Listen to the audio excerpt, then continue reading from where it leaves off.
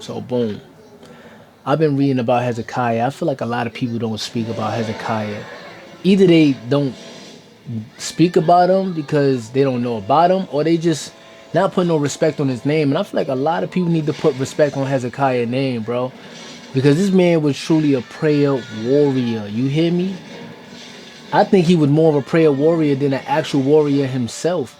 The dude was faithful, truly faithful, prideful, but faithful. And I think he also shows that you don't have to follow behind your parents' footsteps. You can have your own relationship with God. You can have your own belief, because his father, King Ahaz, was corrupted. He believed in a false God. Hezekiah didn't believe in that. He believed in God, the real God, true God. And a lot of people thought that Hezekiah was going to be like his father. His father was corrupted. He was into a lot of things. He sacrificed his son in the fire. He closed the temple, put up these altars to worship a false god. He took silver and gold from the temple to provide for protection from a king in Assyria. Like, truly corrupted. And people thought Hezekiah was going to be like this, but he was nothing like his father.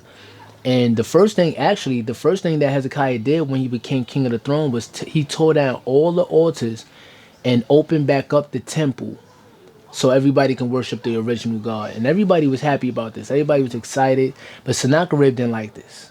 Sennacherib didn't like this because his father, King Ahaz, was paying Sennacherib for protection. And Hezekiah was like, bro, I'm not like my father. I'm not like my father. Don't get it twisted. I'm not paying you for protection. In fact, this is the last payment that we're going to be giving you, because our protection comes from God and not man.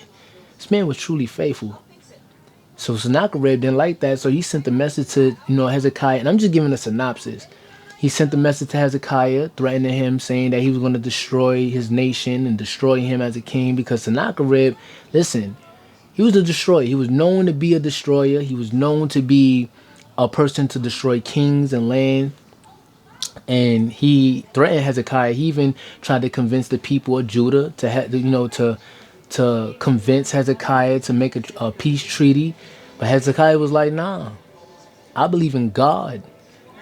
So when Sennacherib came to Judah, he wanted to have war. He came with 185,000 men. So the people of Judah was truly scared. They was, trying to tell Hezekiah to cop a plea and make a deal with him. But Hezekiah was like, nah. He took the messages. This is what he did. He took all the messages that Sennacherib sent, laid it out on the temple, prayed to the Lord, because he believed that the Lord was the true king. And he was the king of kings. So he prayed over it. And the prophet Isaiah told the people that it was nothing to worry about.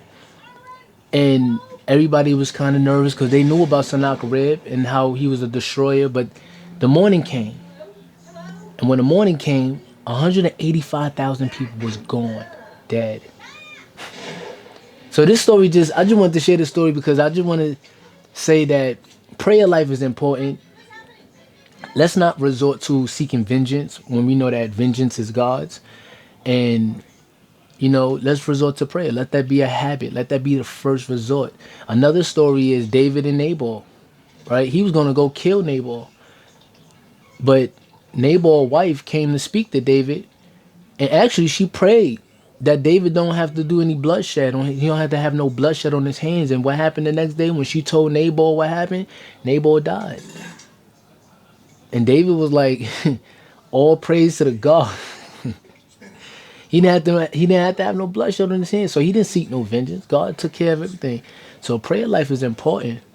And I just want to share. I just want to share that because I feel like a lot of time people feel like they need to get a lick back. People need to go ahead and, spin the block or, take matters in their own hand. But God tell you, when you got God Almighty on your side, you ain't got nothing to worry about. That's what Hezekiah told his people. He said, listen, we got somebody on our side that they don't have. We got something that they don't have, and that's God Almighty. So I just wanted to share that. Keep praying first. Let that be a habit. Love y'all.